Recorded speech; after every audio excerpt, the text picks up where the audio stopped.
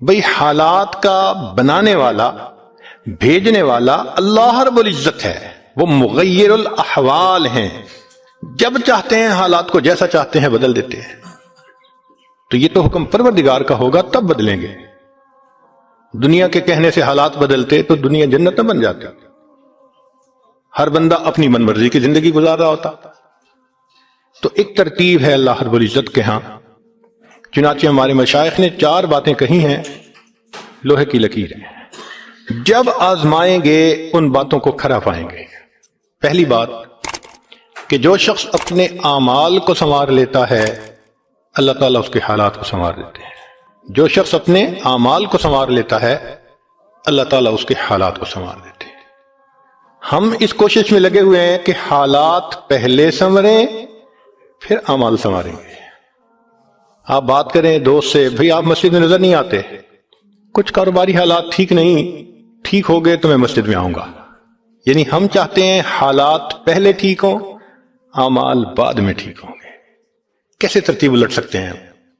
چنانچہ جسے دیکھیے وہ اسی کوشش میں لگا ہوا ہے کہ پہلے حالات ٹھیک ہوں بعد میں اعمال ٹھیک کریں گے۔ تو ترتیب ہی الٹی ہم کرتے پھر رہے ہیں۔ اعمال کو جو شخص سنوار لیتا ہے اللہ تعالیٰ اس کے حالات کو سنوار دیتے ہیں۔ اعمال بگڑیں گے حالات بگڑیں گے۔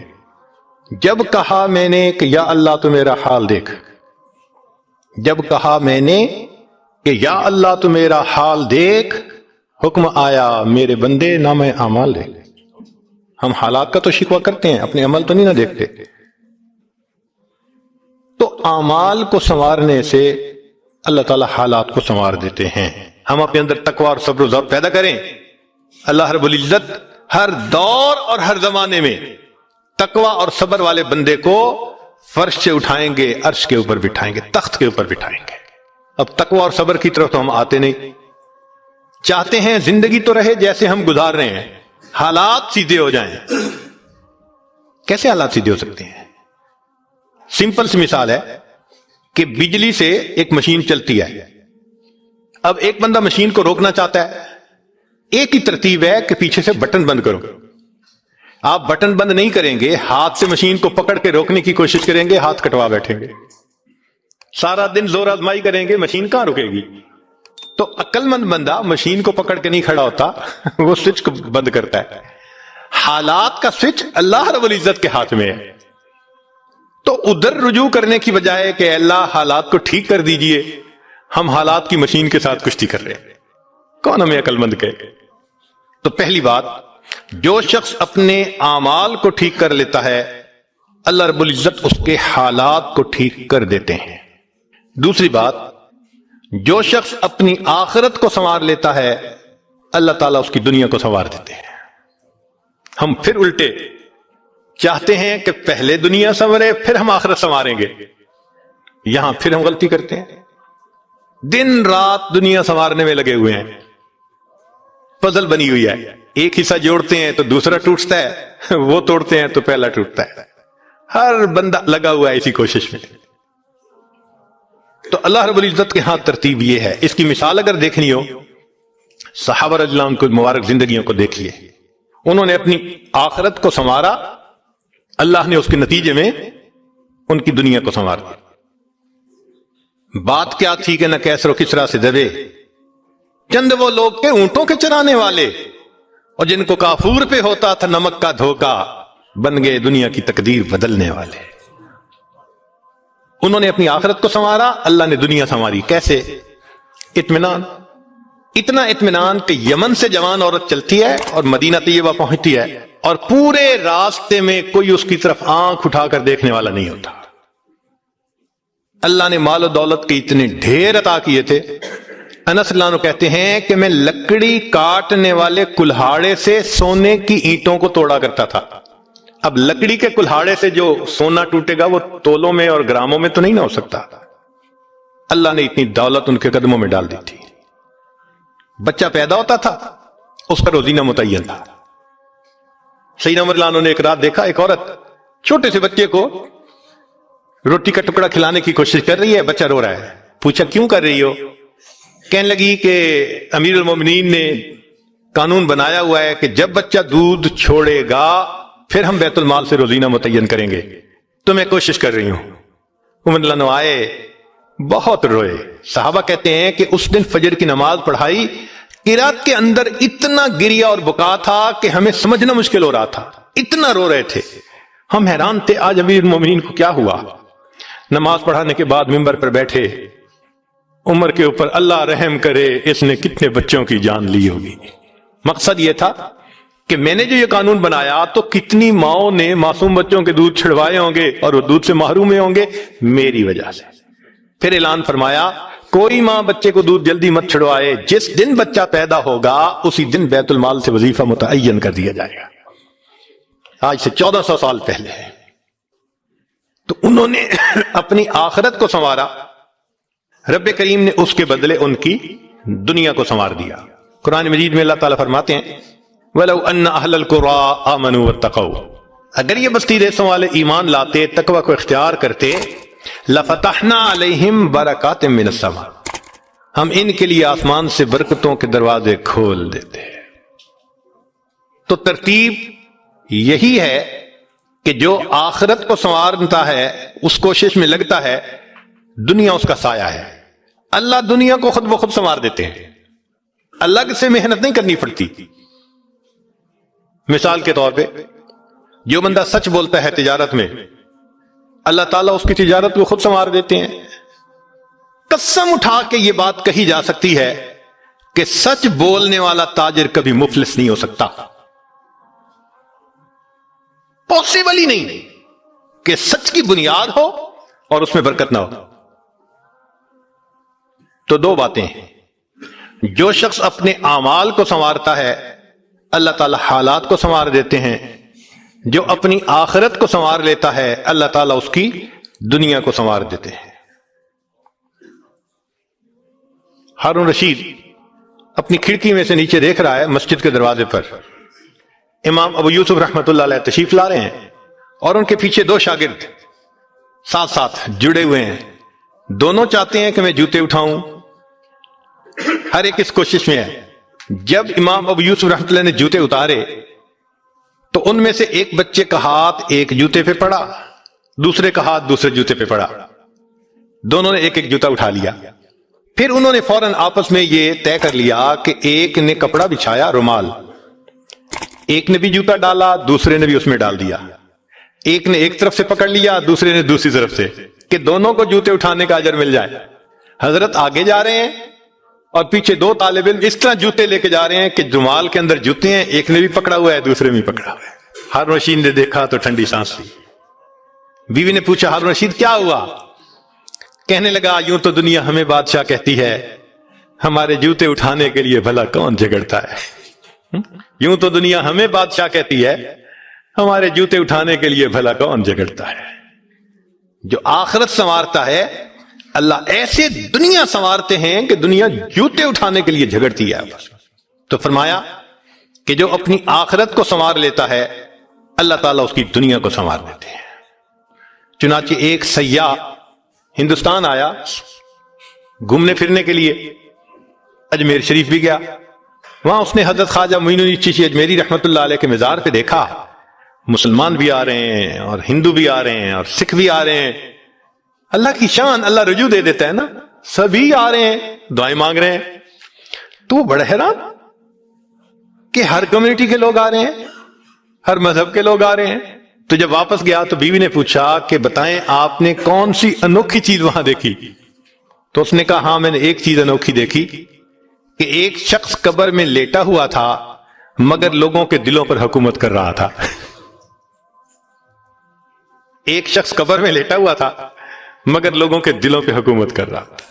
اللہ تعالیٰ یوں دنیا سنوارتے ہیں. تو دو باتیں, جو شخص اپنی اعمال کو سنوار لیتا ہے اللہ تعالیٰ اس کے حالات کو سنوار دیتے ہیں, اور جو شخص اپنی آخرت کو سنوار لیتا ہے اللہ تعالیٰ اس کی دنیا کو سنوار دیتے ہیں. تیسری بات کہ جو شخص اللہ رب العزت سے اپنے تعلق کو سنوار لیتا ہے اللہ مخلوق سے اسے تعلق کو سنوار دیتے ہیں. آج ہم چاہتے ہیں چچا راضی ہو جائے, پھپھو راضی ہو جائے, بہن راضی ہو جائے, اور عجیب بات ہے یہ رشتہ داریوں کے معاملے ہیں ہی ایسے. کھاؤں کدھر کی چوٹ بچاؤں کدھر کی چوٹ، سمجھ نہیں لگتی کہ سب کو کیسے راضی کیا جائے۔ انسان حیران ہوتا ہے، اور جی ہم تو سب کے ساتھ اچھا کرتے ہیں مگر پتہ نہیں رشتہ دار ہم سے راضی نہیں ہوتے۔ اس کے پیچھے بھی راز ہے، کیوں کہ ہم نے اللہ سے اپنے تعلق کو تو سنوارا نہیں ہوتا، مخلوق سے تعلق کیسے سنورے گا؟ تو فرمایا کہ جو شخص اللہ رب العزت سے اپنے تعلق کو سنوار لیتا ہے، اللہ تعالی مخلوق کے ساتھ اس کے تعلق کو سنوار دیتے ہیں۔ اگر اس کی مثال دیکھنی ہے تو نبی علیہ الصلوۃ والسلام کی مبارک زندگی کو دیکھیے۔ ایک وہ وقت بھی تھا کہ جب اپنے رشتہ دار نبی علیہ الصلوۃ والسلام کو تکلیف پہنچاتے تھے، آپ بازار میں آگے آگے دعوت کا کام کرتے تھے اور پیچھے آپ کا چچا ابو لہب لوگوں کو کہتا تھا کہ یہ شخص غلط بیانی کر رہا ہے، تم اس کی بات مت ماننا، اپنے مخالفت کرتے تھے۔ ایک وہ وقت بھی تھا۔ پھر ایک وہ وقت آیا کہ جب اپنوں نے مکہ مکرمہ میں جینا تنگ کر دیا اور نبی علیہ الصلوۃ والسلام نے بیت اللہ کو دیکھ کر کہا، بیت اللہ میں تجھے کبھی نہ چھوڑتا مگر مکہ کے رہنے والے مجھے یہاں بسنے نہیں دیتے۔ مبارک آنکھوں میں آنسو تھے اور اللہ کے حبیب جدا ہو رہے تھے۔ پھر کیا ہوا؟ 10 سال کے ہی عرصے میں حالات نے وہ پلٹا کھایا کہ جب آپ آ کر فاتح مکہ بن کر بیٹھے تو وہی قریش تھے جو قدموں میں آ کر پڑ گئے اور انہوں نے آپ کی غلامی اختیار کر لی۔ ہندا نے کہا جتنے خیمے دنیا میں تھے سب سے زیادہ آپ کے خیمے سے مجھے نفرت ہوا کرتی تھی، آج جتنے خیمے ہیں سب سے زیادہ محبت مجھے آپ کے خیمے سے ہے۔ اللہ اکبر کبیرہ۔ تو جو شخص اللہ سے اپنے تعلق کو سنوار لیتا ہے، اللہ مخلوق سے اس کے تعلق کو سنوار دیتے ہیں۔ فضیل بن عیاض رحمۃ اللہ علیہ فرماتے ہیں مجھ سے جب بھی اللہ تعالیٰ کی نافرمانی ہوئی، مجھ سے جب بھی اللہ تعالیٰ کی نافرمانی ہوئی، میں نے اس نافرمانی کا اثر اپنے ماتحتوں کے اندر دیکھا۔ یہ ریفلیکشن ہوتی ہے۔ ہم اللہ کی نافرمانی کرتے ہیں، اللہ مزہ چکھا دیتے ہیں کہ اپنے جو ماتحت ہوتے ہیں ان کو نافرمان بنا دیتے ہیں۔ اچھا بھائی تم ذرا اس کو ایکسپیرینس کرو ذرا۔ وہ جی کیا کریں، بیوی سنتی ہی نہیں ہے، حضرت بس اولاد افلاطون بن گئی ہے، حضرت بچے نے ذلیل کر دیا ہے۔ کیوں شکوے ہوتے ہیں ہمیں کہ ہمارے ماتحت ہماری نہیں مانتے، جبکہ ہم اپنے آقا کی نہیں مان رہے ہوتے۔ فرماتے ہیں کہ جب بھی مجھ سے اللہ تعالیٰ کی نافرمانی ہوئی، میں نے آزما کے دیکھا یا تو بیوی نے میری نافرمانی کی، یا میری اولاد نے میری نافرمانی کی، یا میرے نوکروں نے غلاموں نے انہوں نے میری نافرمانی کی، یا کم از کم میری سواری کے جانور نے میری نافرمانی کی۔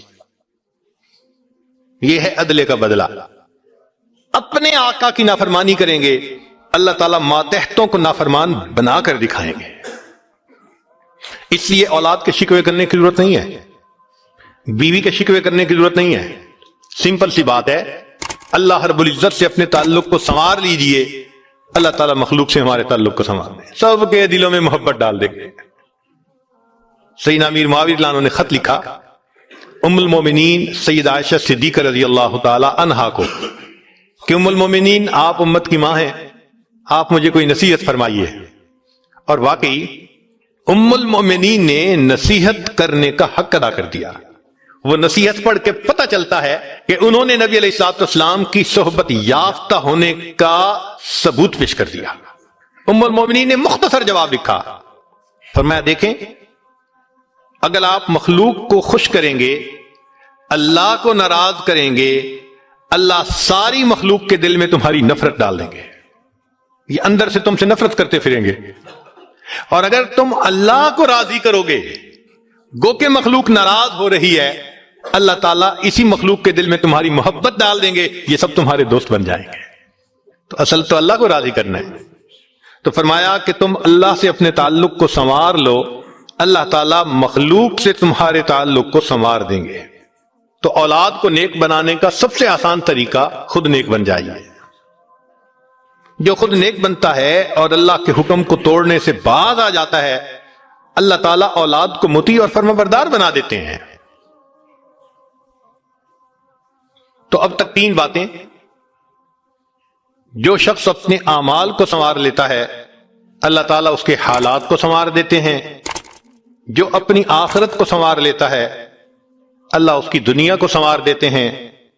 جو شخص اللہ رب العزت سے اپنے تعلق کو سنوار لیتا ہے، اللہ مخلوق سے تعلق کو سنوار دیتے ہیں۔